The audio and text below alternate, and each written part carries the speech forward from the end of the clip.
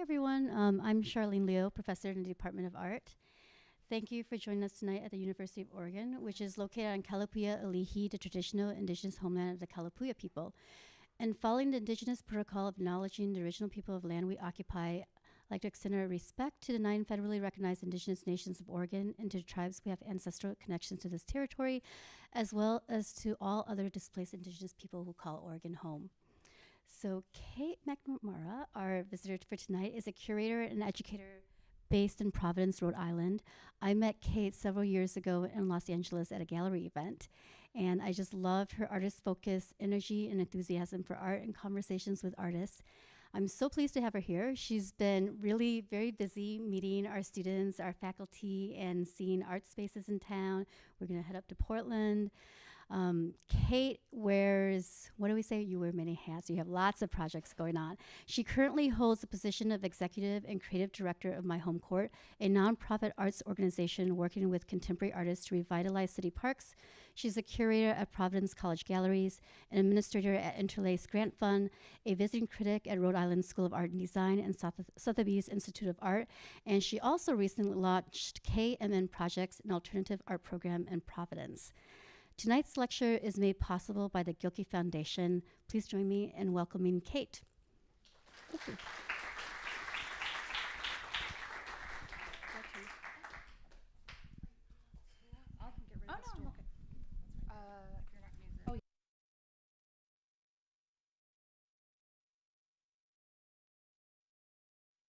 Okay. Hi. Thank you so much. That was such a generous introduction.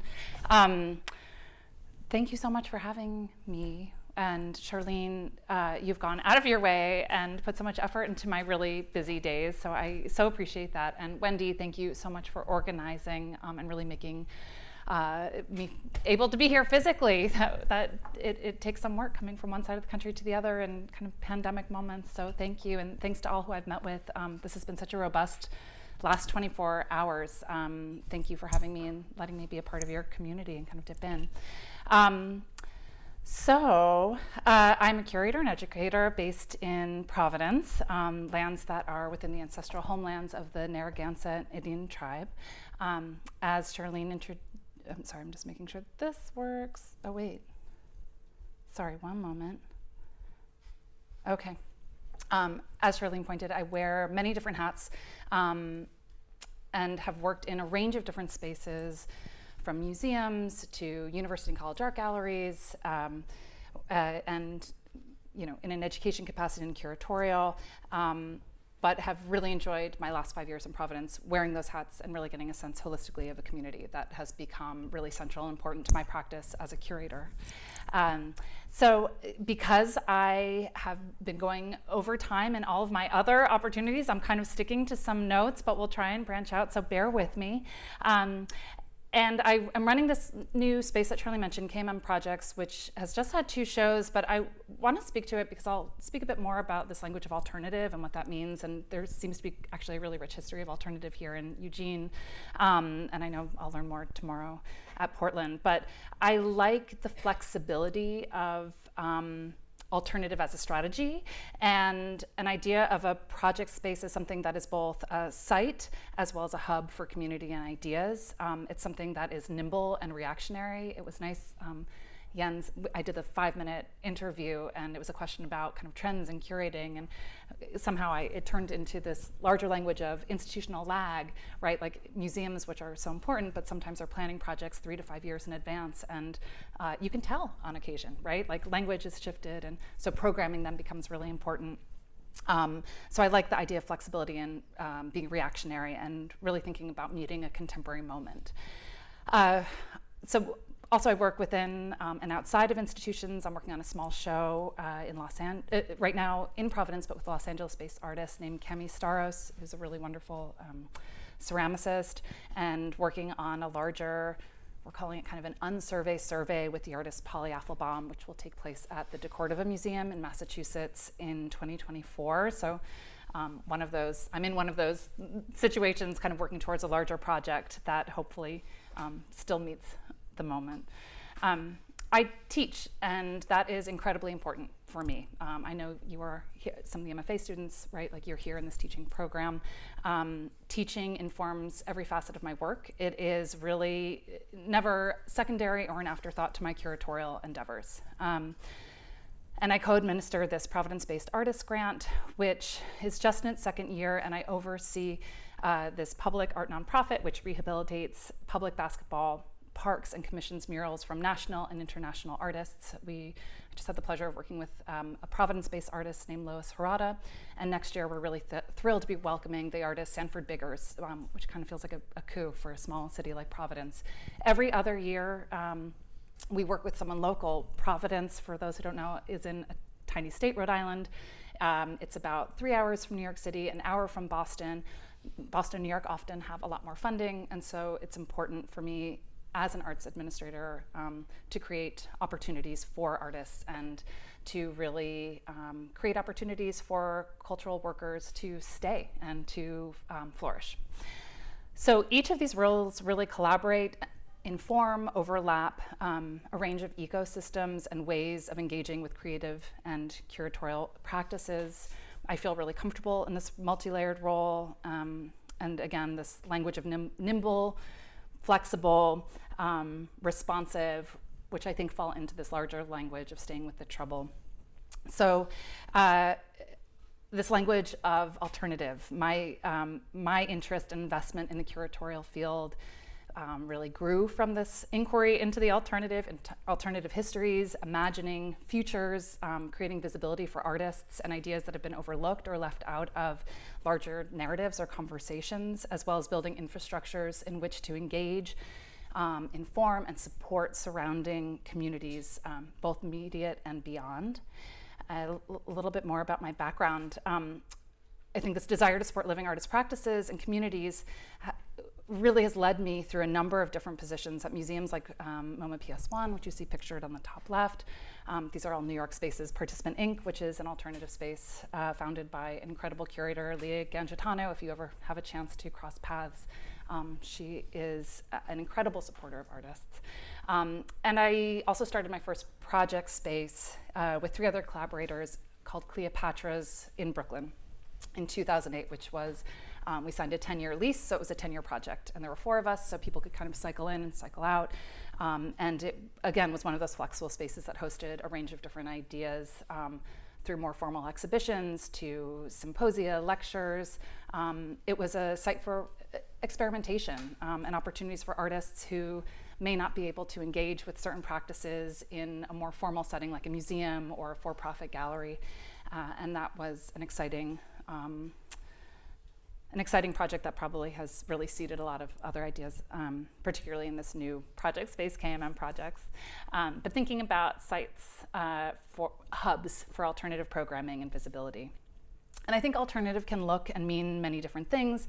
For me, it often means a public space or in the physical or digital, sometimes conceptual, that creates and cultivates community, that creates opportunities for artists and cultural producers and practices, again, that might fall adjacent to a museum, enabling flexibility and engagement and fostering relationships for participants beyond the length of a project. So really continuing ongoing dialogues, and I think for me as a curator, that's been important. Something doesn't just end with a project.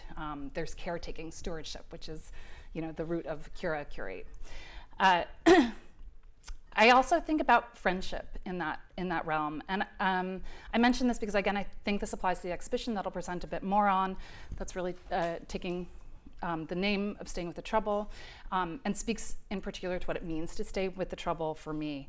There's a wonderful Vietnam-based curator named Zoe Butt who wrote a piece a few years ago called Practicing Friendship, where she discusses the ways in which the approval of cultural institutions often dictates how artistic innovation is allowed to take form, particularly in relation to artists from far-flung locales, different notions, with different notions of what contemporary means or looks like.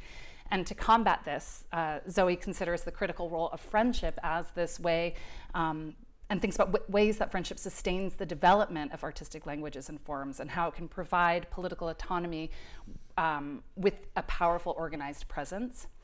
I love the introduction of friendship into the curatorial context, not simply as a social strategy, but as a means of caretaking again and support, which sustains communities, ideas, and individuals.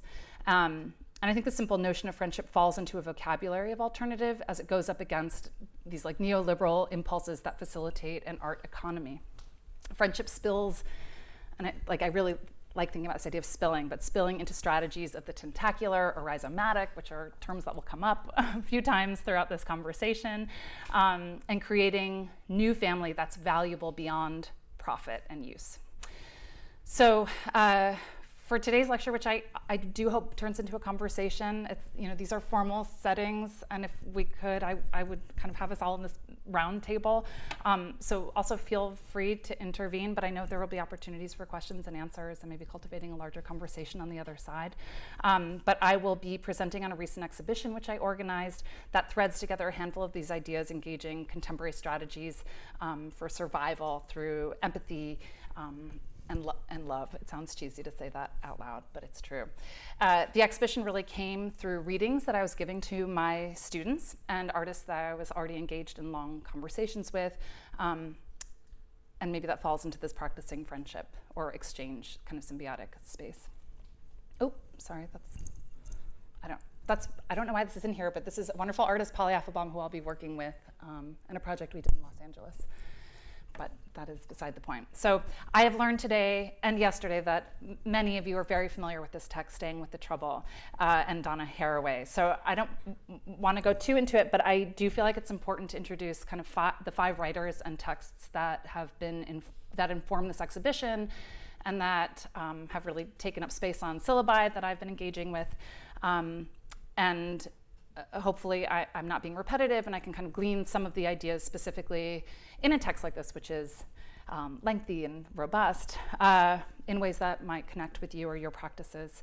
But, and if you're not familiar, this is a nice little reading list as you continue at the end of your semesters. So these are texts I've returned to over the last 4 years, and I really think they ask us how we want to engage with and survive this world. So the phrase "staying with the trouble" comes from the eco-feminist Donna Haraway's 2016 book by the same name. She argues for effective methodologies for moving forward in contemporary times through invention, collaboration, exploration, play, and a willingness to take the risky business of kind of following the threads to where they lead. She often conjures the tentacular arms of a spider or an octopus as metaphors for their web-like interconnectedness, insisting on collaboration as a solution.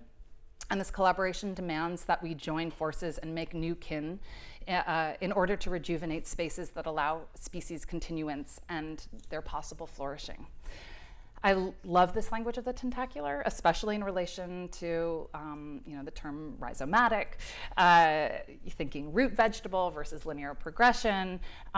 This is obviously not new thinking, but and specifically even in thinking of the curator Helen Molesworth, who in her 2010 essay, How to Install Art as a Feminist, the historian curator really considers, quote, this idea of a feminist method for exhibition making allows us to think about lines of influence and conditions of production that are organized horizontally by necessarily competing ideas of identification, attachment, sameness, and difference, as opposed to all of our all too familiar vertical narratives of exclusion, rejection, and triumph.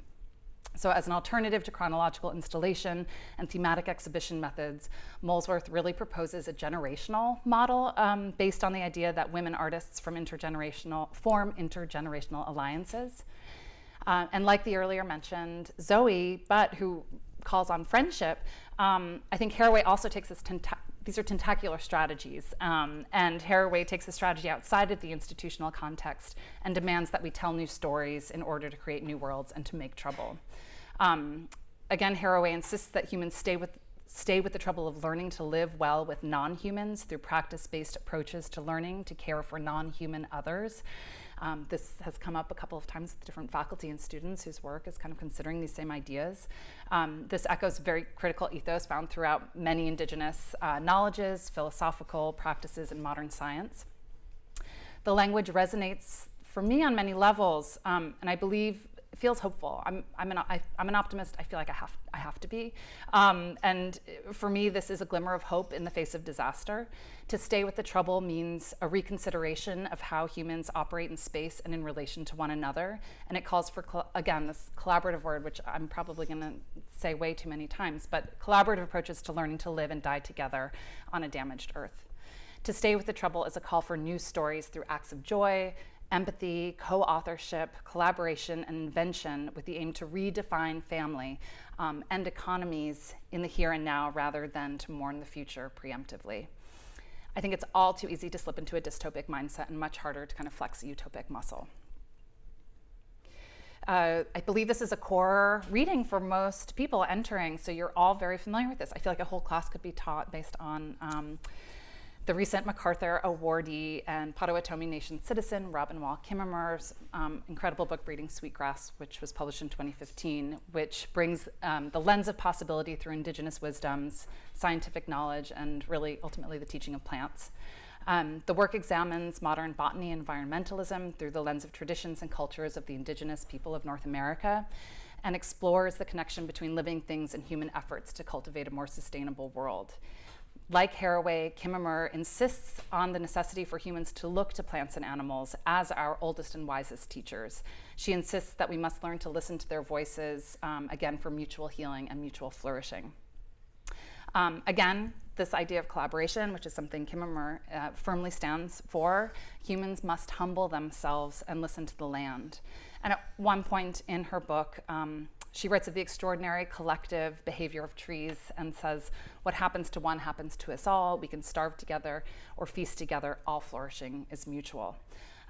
Both Kimmerer and Haraway ask us really to see the trees, to see beyond the trees to the forest. People might be familiar with this really small, slim, wonderful manifesto called Glitch Feminism, which the curator and writer Legacy Russell published not too long ago, and introduces, again, a strategy of engagement or disruption and survival. Russell coins the term glitch feminism and identifies a glitch as being so much more than an error. She argues that liberation can be found within the fissures between gender, technology, and the body. Glitch feminism continues in the legacies of cyber feminism and the cyborg feminism by evoking questions of how the complexities of embodiment, so entwined with the experiences of gender, queerness, and racialization, really extend into the digital realms. How can glitch, what is at its core a refusal, be reworked as something wonderful in our feminist, queer, and anti-racist utopic envisioning and collective mobilizations? What does it mean to embody a glitch, to embody malfunction? The glitch offers an opportunity for humans to perform and transform ourselves in an infinite variety of identities. Instead of an error, it's a correction to the imperialist machine. It's a disruption rather than a mistake, an opening rather than a closing, and a strategy of subversion instead of something to be discarded or thrown away. A kind of staying with the trouble in the digital realm. I'm reminded of the artist and writer Hito Sterl's important text in defense of the poor image, which you might be familiar with, which argues the digital image in circulation actually accrues value in a shifting presence rather than loses value in their disintegration.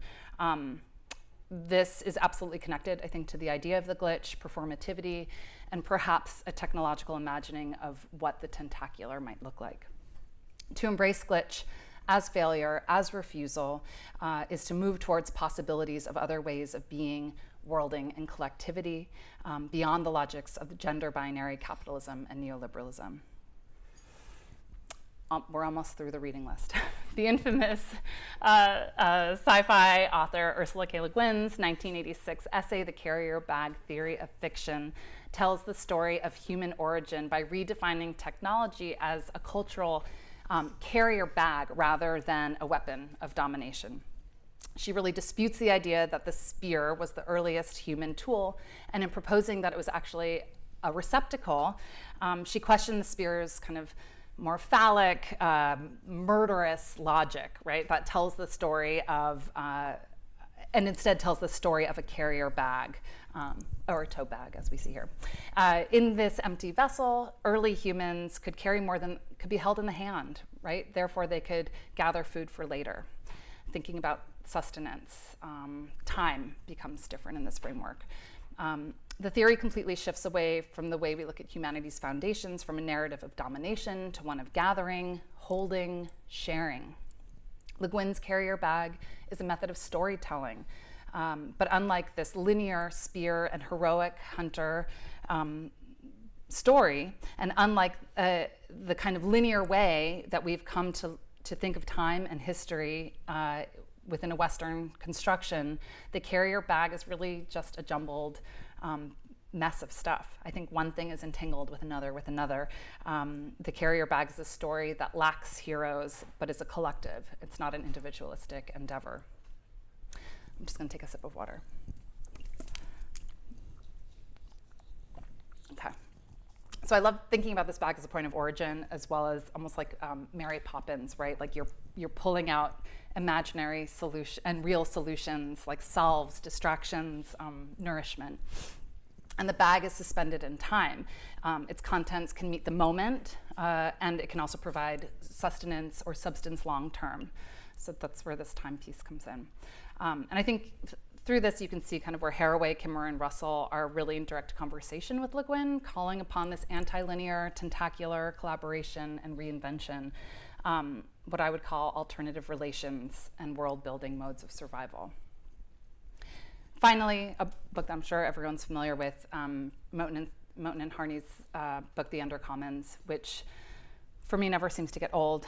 Through the essays that make up The Undercommons, Moten and Harney ask what lies beneath and beyond institutions of control. And their central concept, this language of the undercommons, really refers to this ungovernable realm of social life, a place where colonized, queer, poor, otherwise marginalized make meaning with one another. The undercommons asks people to imagine a world that is in fact unimaginable through language really of love and subversion and refusal, I would say, kind of linking back to this thread of the glitch. Moten and Harney ask a people to take apart, to dismantle, to tear down structures that limit the ability to find one another and access the places which we know lie beyond these visible walls.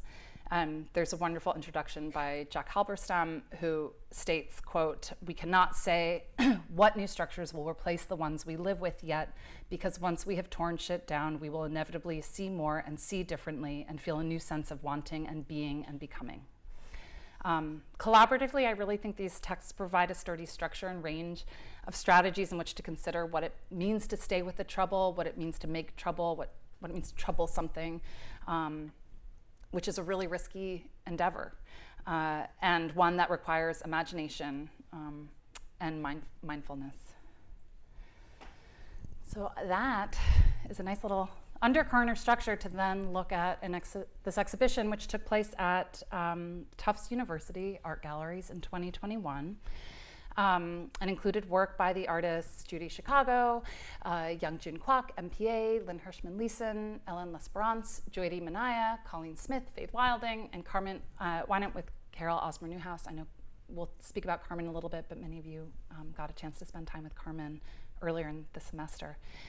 The exhibition was born out of an intergenerational group of artists I was in conversation with, I think I said this earlier, or with artists whose work I was really in conversation with from a visual capacity, and whose work really utilizes, I think, a range of intersectional practices and strategies in which to consider and navigate the current social and political conditions that are shaping the world we are living in. It was also inspired by the readings, as I said, that I was giving to students, which was from a class where we were just considering what does it mean to be an artist in the world right now? What does it mean to be in the here and now? So this current moment, we have witnessed continued violence on so many different peoples, the silencing of so many different peoples, and attempts at cultural erasure, whether at a ballot box or in schools' American history curricula. But these last few years, we've also seen a wider recognition of the systematic violence and a new commitment to the project of decolonization and efforts to both dismantle and shift societal narratives, newly identifying voices long suppressed or misrepresented by the mainstream. And the work in this exhibition, I would say, really resists escapism and takes this hard road of staying with the trouble of staying with the present while envisioning a new paradigm for negotiating this this necessary rigor. Each of the artists is engaged in these tentacular practices, which are kind of web-like in references and positioned to challenge histories, past and projected, and to engage with the immediate. And so I'll go through a couple, not all of the artists, but we'll go through a handful of the work that was in the exhibition, starting with Cauleen Smith, who you may know, who's a Los Angeles-based artist, interdisciplinary artist, whose work really reflects on the everyday possibilities of imagination. Incredible video works, installations. I really urge you, if you don't know Cauleen's work, to do a deep dive. She's a really generous artist and thinker. So her work points to kind of what's available to us now to live a more socially equitable and life, which I think is very much the case in her series BLK FMNNST Loaner Library, which you see a couple images here. It's almost like she's handing us, literally as we see her hand here, a recommended reading list. This is all gouache, and I'm so sorry I don't have any of the dimensions when I was putting this together. These are small, they're really intimate. You know, they are graphic in their color, so they stand out, but they really demand a close viewing and time spent. She really has created these with slow, focused attention. The drawings read almost like love letters, I would say. You can see crinkles or bent pages. They're kind of raggedy around the edges. They're cared for objects, right? She has a relationship to them. And of course, you see a hand presenting them, and kind of beautiful to see her hand holding them, showing them, handing them to you, right, or to the viewer. Smith really treats, these are almost like love letters dedicated, I would say, to the authors to which she's paying homage to. And they're invitations to an interested viewer or interested person for reflection. Smith treats the knowledge preserved in each text with reverence. And the library brings together a range of voices across generations and literary genres that have had a lasting impact on Cauleen's life. So they are personal, but they also offer tools with engaging with language around protest against systematic oppression and methods of survival. You'll notice that for every more theoretical book or novel, there is a book dedicated to nature. So here in the center, you see the desert wildflowers, and or you'll see hiking trails in Los Angeles. And I think it's important to say that she lives in Los Angeles. These are very directly about the landscape in which she lives in. So there's an interesting conversation about like maybe rethinking language about ecofeminism a little bit here. We have Octavia Butler over here, which I made the mistake of re-listening to during the middle of the pandemic, and it was like, how do I take these glasses off? I don't want to see this again. But in that book, which you may have read, there is the protagonist is grabbing all the books in her family's home and handing them to friends, being like, we have to read these books are so important. These are strategies for survival on the other end. And I think that's very much what Cauleen Smith is thinking about in this work. Here's another, you can see the Back to Eden on the left, and on the right is the Jamaican novelist and cultural theorist Sylvia Wynter's On Being Human as Praxis, which really highlights the author's insights on how race, location, and time together inform what it means to be human.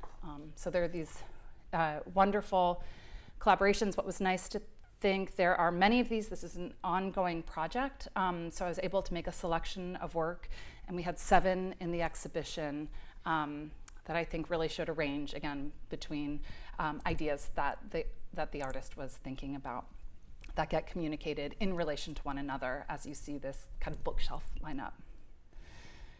Paula Wilson, the work on the left is Yucca Rising. This is an installation shot from the exhibition. On the right, we see her studio, which is in Carrizozo, New Mexico, which I'll speak a little bit more because it's very much her home that informs a lot of her work. So Paula Wilson cultivates very much a holistic practice, I would say, that incorporates her life in the high desert of New Mexico into the artworks, whose multiple styles. She works in printmaking, installation, painting, uses textiles, a number of materials. It really these works necessitate the act of making connections across cultures. There are a lot of reoccurring themes in her work, which are also visible, and we'll do a close-up of Yucca Rising, but kind of speaking to themes of feminine power, natural life systems, and art making, just the process and practice itself, come together under this umbrella, I would say, of regeneration or change, become real themes throughout, particularly the last 5 years of her practice.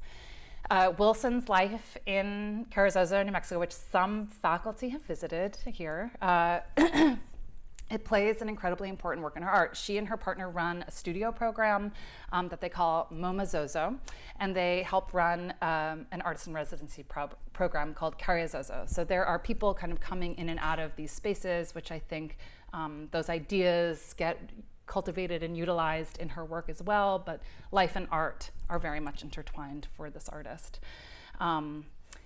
Wilson's work is really layered in her references as much as her techniques. So kind of calling or cultivating from Black American art, indigenous African art, pre-Columbian and European art histories. She's really interested in drawing connections between human rights and environmental movements, and offers a paradigm for how embracing the natural world can engender harmony. The work here, you can see a little bit better. It's about 17 feet high. It was exciting because this was a commission specifically for the exhibition, which is always, if for any of you who are curators or planning to be, these are kind of one of the most joyous moments of being a curator, is to be able to commission a project or be in conversation with an artist this way. It was an exciting opportunity to work with Wilson. That was really a direct response to this exhibition that I was building, and an interpretation of the ideas of the show. And Paula had not yet read this Haraway text, so I reread it alongside of Paula, who was listening to it in the studio. So we would have these meetings every few weeks and kind of talk through the ideas. And I think she had I have not listened. I wonder what it would be like to listen to that text actually on tape versus reading it. I think they'd actually be two very different experiences. So it was interesting to hear her experience of listening to it and taking it in, and my experience of coming off of the written page. So Yucca Rising is printed and hand-painted textiles that come together almost like a collage. These are separate pieces, and paper. So like the head above you see is like really intricate. I'm sorry I don't have a closer image of this, but like block printed, and you see that kind of on these two longer columns. And the high desert plant of the yucca plant, I don't know if there's yucca in Oregon, probably not, okay. So the yucca this figure of a woman was really used as a visual metaphor for the kind of complex strata of histories and cultures surrounding identity and politics, and the artist Wilson's relationship to New Mexico, to the desert. The yucca plant is a desert flower, a desert plant, and you can see kind of here, and I'll get into a closer image in a moment, but there's kind of the life of the plant from seedling to flower up above. It only flowers every few years, and the yucca moth plays a very important role in the survival of the plant. So this idea of kind of symbiotic relationship, the yucca plant would lose its only pollinator without the yucca moth. So each depends on the other for survival. And I will see if we can, here's a closer image of this wonderful life cycle of the yucca plant. And you can also kind of see how it was produced and placed together. So there are these layers that take place, and so many details. I think she's really interested in thinking about working in that scale, right? So that has to be kind of graphically understood from afar and as a whole, but then there are these opportunities to really go into detail. Carmen, with Carol Osmer Newhouse, produced, also this was an interesting opportunity to reimagine work that had been ongoing, conversations ongoing between these two artists, and to produce a little takeaway, which I'll explain in a minute. I think that archive is a little bit of an overused term within an art context right now. It becomes a little nebulous, but so I'm wary of that, but it's also something that comes up quite a bit within this exhibition and in this idea of strategies around staying with the trouble. But archives kind of as spaces of and catalysts for memory play a central role in society's modes of remembering. And it's been interesting to see over the past several decades artists' engagements with the archive, whether it's a source, a concept, or a subject, or kind of a physical object, right, that's used. There's really been a spotlight on the workings of collective memory. So Carmen Winant, who I know many of you have had a chance to hear from, engages in a practice that really utilizes archives physically and intellectually, and thinks about installation, collage, and strategies really to examine feminist modes of survival and revolt. Winant first started working with the photographer Carol Osmer Newhouse's photographic archive to produce a publication which has a lengthy name, which maybe was actually exactly what she produced on. So notes on fundamental joy, seeking the elimination of oppression through social and political transformation of the patriarchy that otherwise threatens to bury us. That was a 2019 project. So for this commissioned collaboration, the artists approached landscape through this rich history of women's land, movements in the 1970s, but it was really important. I mean, this is an intergenerational show, which is very important to most of my curatorial work, but we're also kind of dipping into language around second wave feminism, which is incredibly hurtful and exclusionary, and so it was really important to also kind of think curatorially as a strategy how to reimagine those and not to erase them, but to kind of acknowledge and move forward. So Carmen and Carol were really thoughtful. This is like their ongoing project in looking at this archive, which was great. And I just want to mention that it was important to also, I worked with this great group of grad students on all of our didactics. So it was kind of this collaboratively generated didactic. So everything, I don't know if you can really see, have these longer texts that not only address the work, but address these key terms that are being brought up. You know, like Judy Chicago is in this work. You kind of have to talk about woman house, and then you have to talk about, without erasing it, how things are shifting, what that meant, who that excludes, and how this is approaching it in a different way. That's, if that makes sense. Sorry, too much coffee and anyhow. So, so kind of through this photographic and textual documentation and reflection, both of the artists here really consider image making and identity through Newhouse's documentation, an experience of founding, as a founding member of this lesbian Back to the Land collective, which I think was just, I don't know where Grants Pass is, but it's south of here. The installation had a selection of images from the photo collective, Ovulars, which she was hosting, which really played a central role in picturing kind of new identity and selfhood, as well as a handmade booklet that we'll go into, that you kind of see in the front here, that Osmer produced to send her grandmother to try and explain. It was an attempt to explain what she was creating, why it was important, what does it mean? How do you kind of do that to another generation that may or may not understand that? The images you see on the left are from the archive, and on the right is a takeaway which Winant organized, which really frames the project in a contemporary context. So kind of drawing out that shared language within an intersectional conversation and ultimately asking a powerful question, which is, what does a free body look like? And it really, I think, rings loudly in this historical reframing or project of reframing that's happening.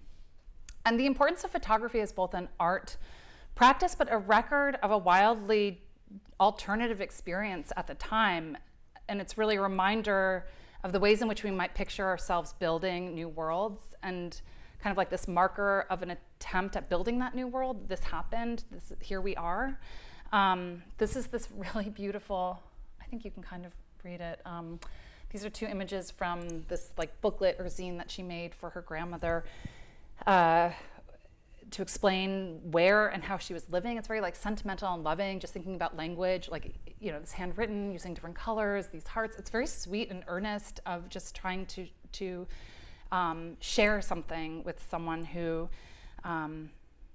you know, again, it comes from maybe is coming from a very different background or misunderstanding of what is going on.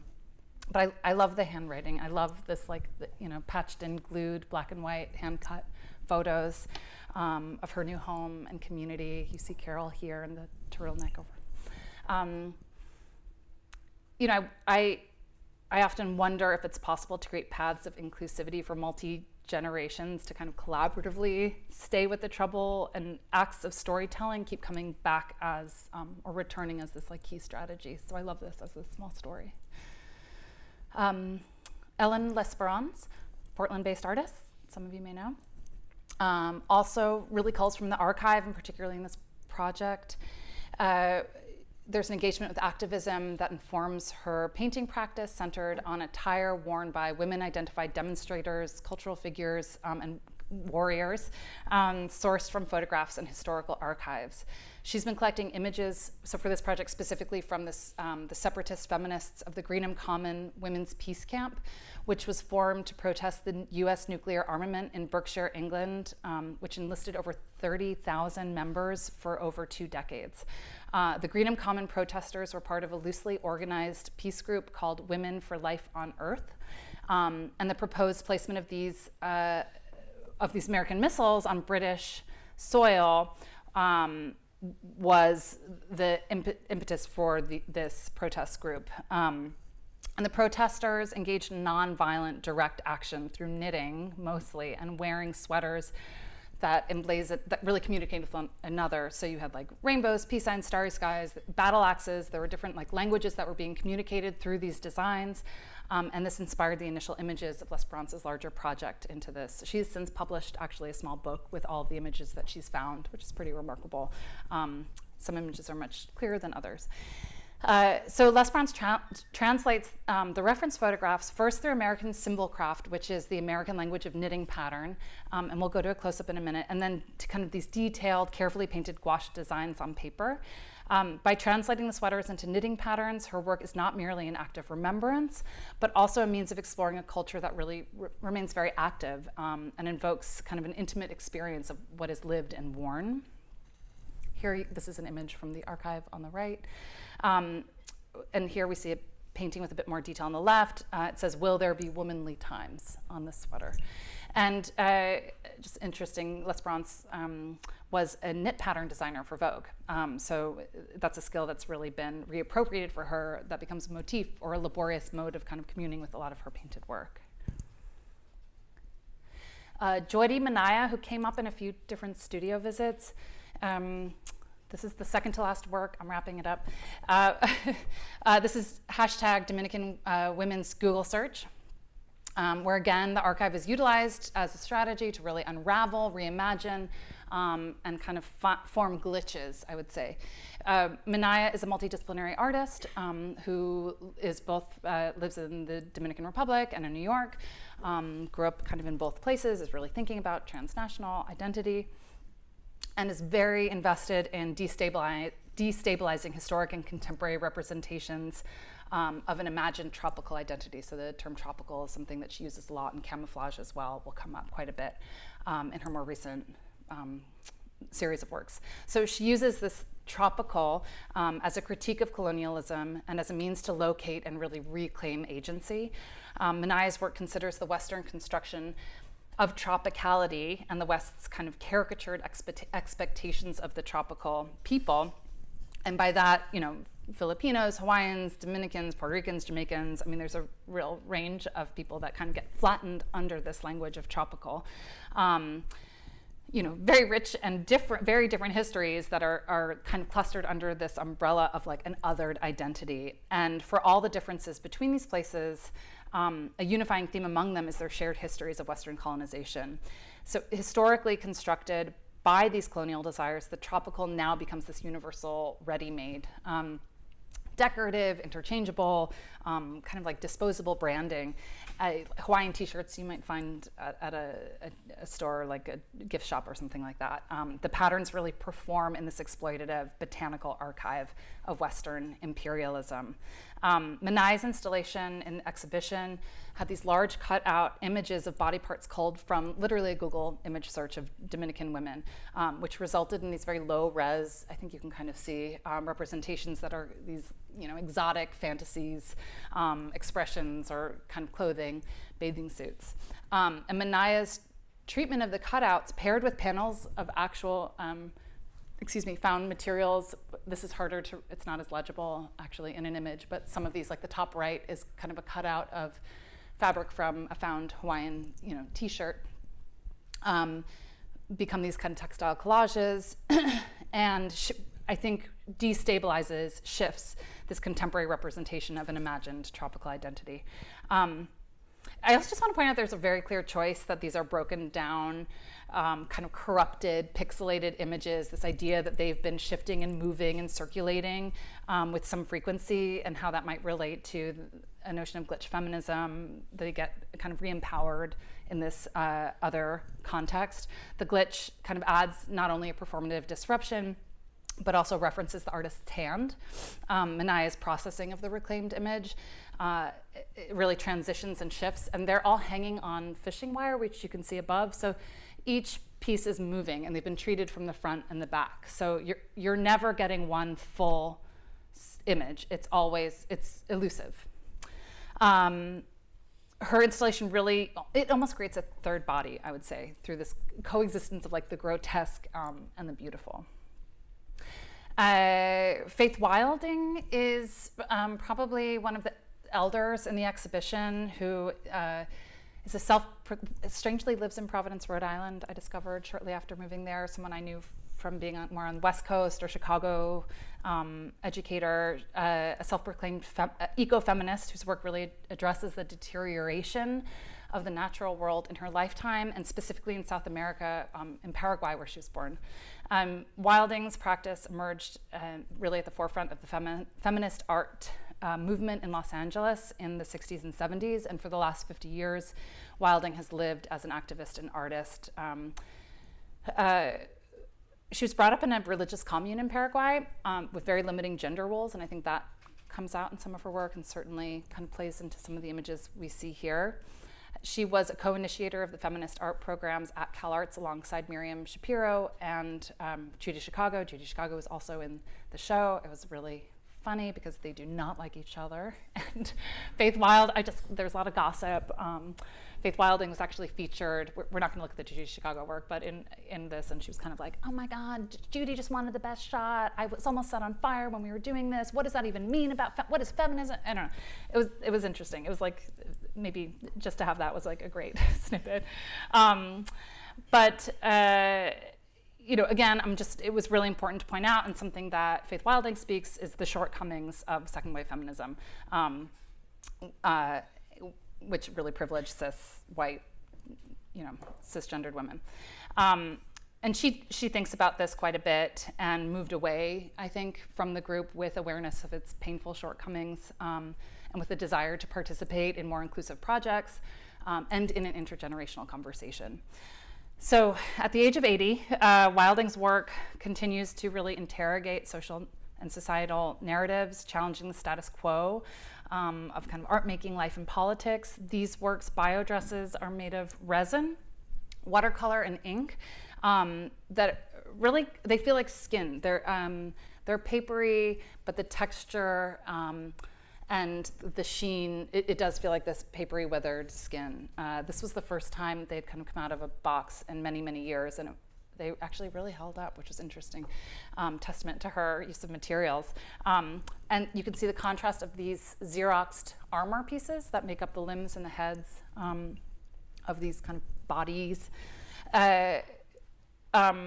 Wilding has always had a long-term interest in armor design, how it was both meant to protect the body and also instill fear through its kind of aesthetic design. And the work was made in the late 80s, a few years before the first mammal was cloned, Dolly the sheep, for those of you who may remember this. And Wilding kind of recalled this while we were installing the work. And it was a major kind of innovation in biotech world. And at a time, it was really also a thing of science fiction and kind of dystopic imaginings, which I guess in some ways it very much still is. I mean, so many movies about clones coming out.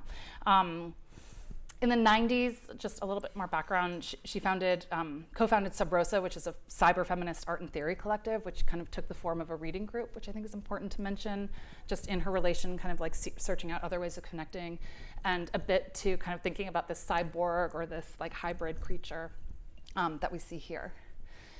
And lastly, so MPA is a Los Angeles-based artist, and she's explored a range of kind of meditative, durational, theatrical, and actionist modes of performance to really engage this idea of the energetic as a potential material to work within, or to work from.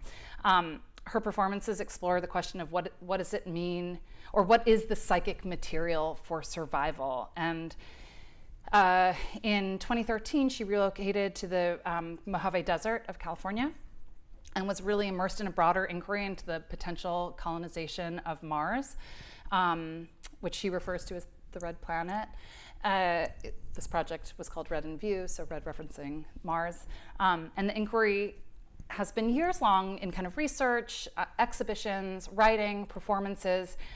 It's taken the form of interviews, participation in UFO conventions, and even an attempt to enlist in the Mars mission funded in the Netherlands, which was going to be this like really, do people know about like intense live, felt like 24 hours. You could go to this channel and watch people basically go to Mars, which essentially means death because you can't come back. And so for this exhibition, I worked with MPA on a representation of an installation of a performance that had taken place at the Whitney Museum in 2016. And that's the image you see here. That's actually MPA. And the image on the left is installation, much more pared down version of what was in the exhibition, Staying with the Trouble. The installation and performance that took place at the Whitney was MPA and 2 other performers who basically created, moved into the museum for 10 days and created like a biosphere. And it's kind of like how there are actually like Mars practice centers in the deserts now where people live and kind of create these like self-sustaining habitats where the first settlers of Mars might reside. And the performance was really inspired by those simulation projects. They slept, they had scheduled activities, they exercised, they received messages on delay, they tracked their energy usage. And it was interesting process to consider the viability of an installation, or like reimagining the installation without a performance.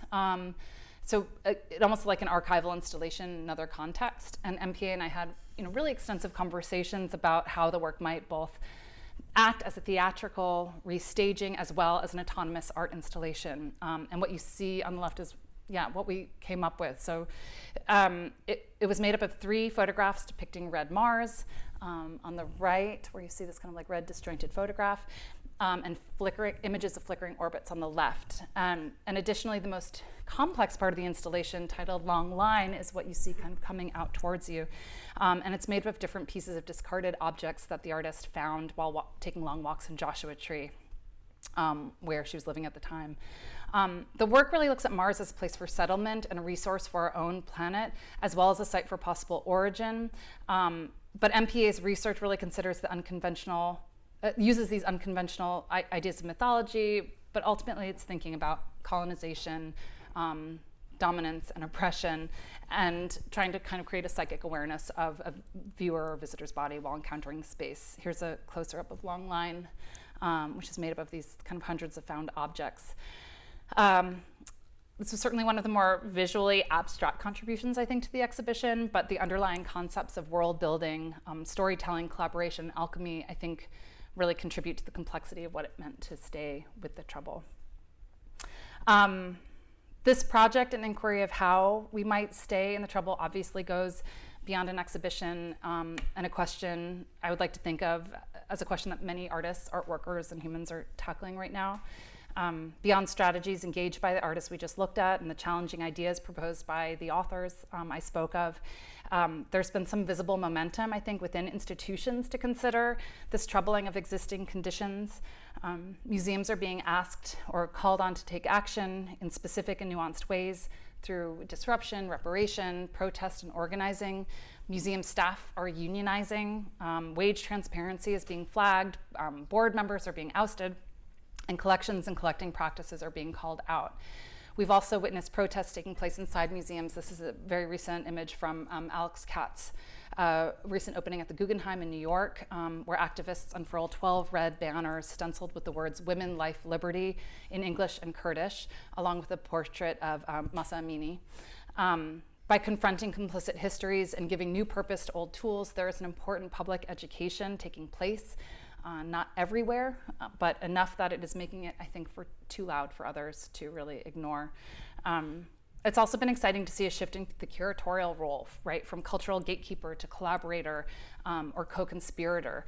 I think activism and curation absolutely intersect, and I believe that there's a collective effort to really reevaluate visual culture through a lens of accessibility, transparency, and the important work of challenging dominant narratives. I'm so inspired by curators and organizers using digital and physical platforms to really do this work.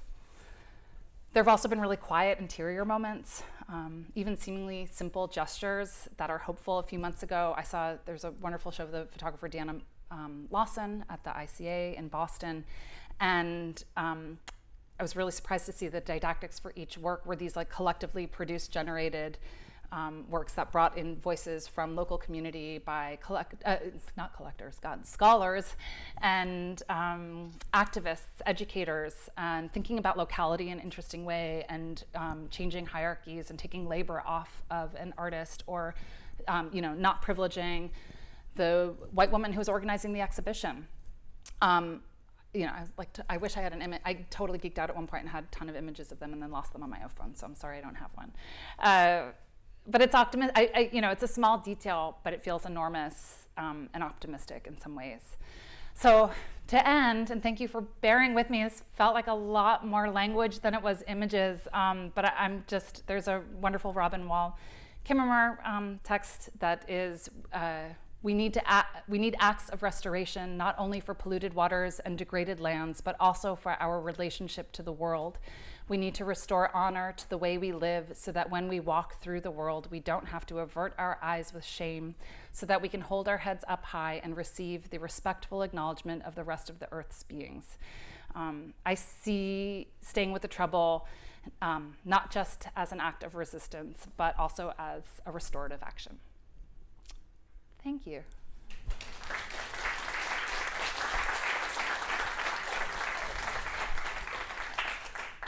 So that was a lot. Thank you for your attention. That's labor. I don't know if anyone has any questions or comments. I'm here for it. Or I can be here for it later. Yeah. Yes, you and then you. Oh, you, I know you. Hi. What did you think of the Venice Biennial? You know what? I feel terrible because I did not get to see it in person, but I was very excited because it sounded tremendous and really focused women, identified artists at the forefront, and I think really tried to use the platform as an opportunity. I'm like looking at Wendy because you just said that you went to see it, but from what I've understood, it really shifted narratives in an exciting way. Sorry to put you on the spot. You're agreeing. Does that sound right? That seems like an astute.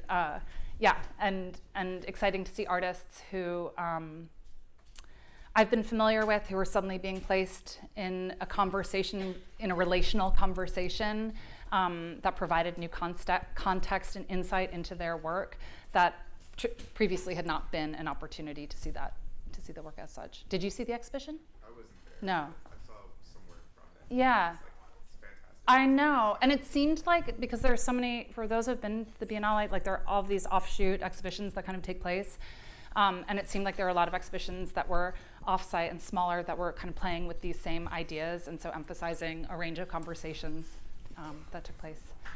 There was another person. Oh, you're leaving. Okay, that's okay. Sorry. Yeah. I was lucky enough to see the MPA show at Whitney. No way. Amazing experience. It was after the performance. Yeah. Set up.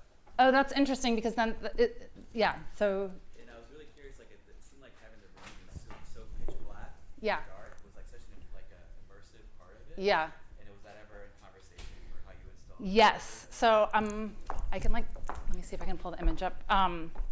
Yes, if MPA had her way, this is a wall coming out here, and so we painted it all black, and there was a big question of would the wall on the left be painted black, but then it just became a matter of I don't know how we can fit all of the artists, and there was an interesting conversation between Judy Chicago, whose work were these photographs of painted women in the desert with like they're not fireworks, but like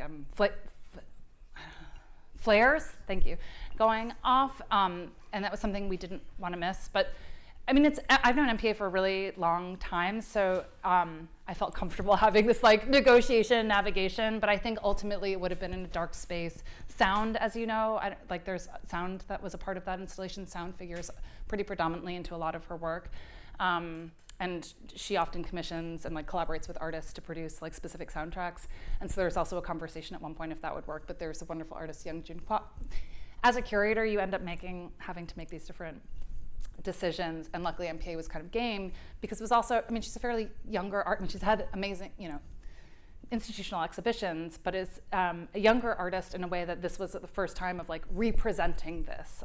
So it actually was like an exciting conversation for both of us to have, and for her, I think, to consider these objects as someone who's more of a performer and now coming to object making. What does it mean to think of these objects as autonomous objects that will potentially shift and show up in exhibitions? And that was a lot of work. I was actually like that was a lot of unpacking and thinking about them also just not as stage theatrical props, but giving them a life as an art object. So thank you. That was such an intense project. One thing that didn't make it in that she really wished that we both kind of wanted, that they collected all their urine in these large jars, and there was a like that was something she knew was actually an artwork for some reason. I was like, okay. So I was like, can we stack 12 giant jars of urine, which the museum was not thrilled about, so that did not happen. Yes, hi. Thank you for your talk. That was fantastic. I'm kind of curious because you mentioned, I think, with Faith Wilding, Yeah. this idea of gossip around. Oh yeah, sorry, I shouldn't gossip about gossip. I was thinking about the idea of polemics, these different kind of positions, and I'm kind of curious how you think about that as your role as a curator. Yeah. As far as artists approaching a kind of similar topic, not within similar sentiments, but really oppositional. Yeah. Did you encounter that? And yeah. I mean, I love working with living artists. So it's I feel like there's always a door open for conversation. It's not just like throwing people together and implementing an idea. I feel like there's a lot of permission that goes into it, and giving artists an opportunity to decide how they might want to participate. And so Judy Chicago was pretty hands-off in this, and I knew that was a group of work that I wanted. But Faith Wilding was someone who I had been cultivating a relationship and was in conversation with, and is literally a neighbor. And so it was important to have actually permission to include that work from Faith, because Faith's body was a part of that. And it was interesting, she was like, no one ever asks permission for that. And I think she's thinking about what that means now. And it felt interesting for her to have a group of work, these bio dresses, that came out of her own practice, not a collaborative practice. So I left it open, was it interesting to have this collaborative conversation with this artist that previously had been a collaborator. And for her, it was exciting to work on a show that they would both be in, but important to have autonomy in that show. But again, I think the joy of working with living artists is that these conversations evolve and shift, and that they certainly support and create parameters for how an exhibition takes form. Not every curator, I don't know, that's just been my approach in thinking about transparency, and I think it's a richer experience for viewers to kind of, when those things that maybe you're not privy to as a viewer, but maybe that thought is somehow visible in a curatorial strategy. Yeah. Did I answer your question, or was that like a big circle? No. Okay. Yeah. Did you talk to Donna Haraway about the show? We emailed and tried to bring Donna Haraway. So this was the pandemic, and so we ended up doing a wonderful talk that was between Faith Wilding and Paula Wilson, but had invited Donna Haraway, who said that we were her like 500th invitation that week.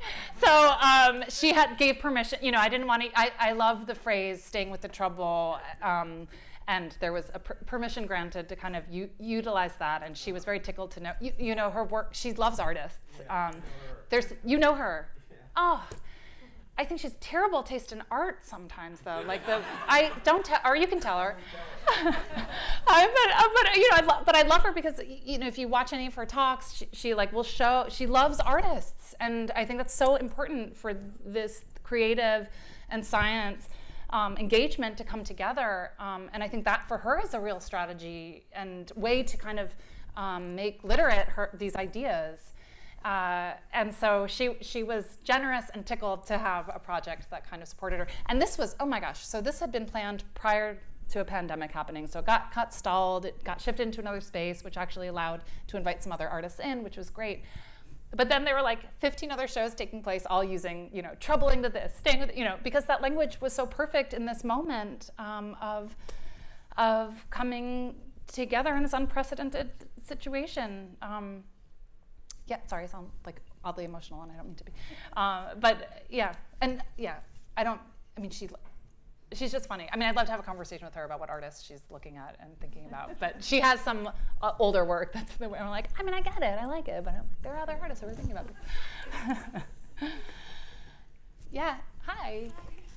So thank you for the talk, and then I also love the idea of collaboration, like creating this kinship. But to form this like a true collaboration, you have to, the both party has to be in the same playing field. So I'm wondering what or artist or curator in the privileged class could do to form this like true relationship with the underprivileged community or the non-human being.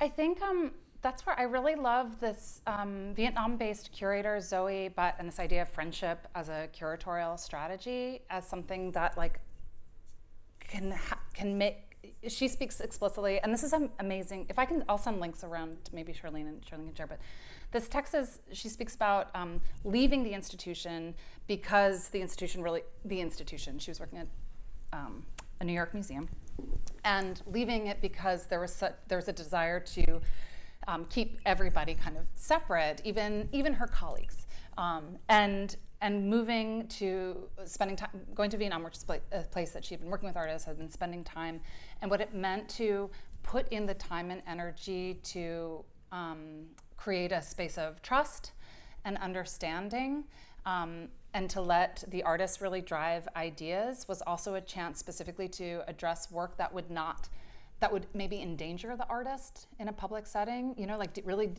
like, in particular, this is particular, you know, she talks quite a bit about these like more far-flung locales where contemporary can mean really different things, and there might be very different actually like laws that prohibit the investigation of ideas. And so for me, this idea of friendship is not flippant, go lucky, you know, optimistic, but it's a very deep endeavor. I don't know if that answers your question, but I feel that as a strategy that might be ways of connecting and engagement. And I also just like, yes, we're in this is a polarized class, you know, country and world where it takes an effort and commitment. And I would say, I mean, I know you're really involved in a lot of community efforts. I would say my work in the small public art organization, I have found I'm thrilled to work with artists. We're working with Sanford Biggers, which is so exciting. But the work that I found myself taking up like 85% of my time is like carving out the space of who are the stakeholders in different neighborhoods, who are they friends with, who are they talking with, and like finding every single person to strike up a relationship and a conversation with, so that it feels like we're not art washing something, that there's like a community engagement, and that also doesn't always happen. And probably no good project happens without a few missteps along the way. But I think in my evolving curatorial practice, that community engagement has become something really important that I see as really kind of important. Yeah. Thank you so much. Thank you, everyone. It's been such an honor to be here. So.